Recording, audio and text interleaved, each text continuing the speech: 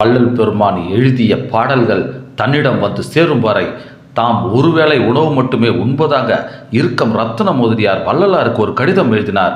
அந்த கடிதத்தை கண்ட வள்ளலார் மனவேதனுடன் எழுதிய திருமுகம் 10 சிவமயம் 30/12/1860 நற்குணங்கள் எல்லாவற்றிற்கும் இடனாகிய நன்மன கருவியோடு எனது இதயத்தை விடாது இருக்கின்ற சிரஞ்சீவி ரத்தன முதலியாருக்கு சிவானுகிரகத்தால் தீர்க்காயிலும் சிவநாணமும் சகல சம்பத்தும் மேன்மேலும் உண்டாவதாக. நாளது வரையில் இவ்விடத்தில் யானும் நாயக்கர் அவர்களும் க்ஷேமம். தமது சுப சரித்திரங்களை கேட்க ஆசையுள்ளவனாக இருக்கிறேன். எனக்கும் நாயக்கர் அவர்களுக்கும் தபால் மார்க்கமாக தாம் அனுப்பிய கடிதங்கள் வந்து சேர்ந்து சங்கதிகளை தெரிந்து கொண்டேன். நான் சென்னைப்பட்டினம் விட்டு இவ்விடம் வந்த நாள் தொடங்கி நாளது வரையில் பாடிய பாடல்கள் பல.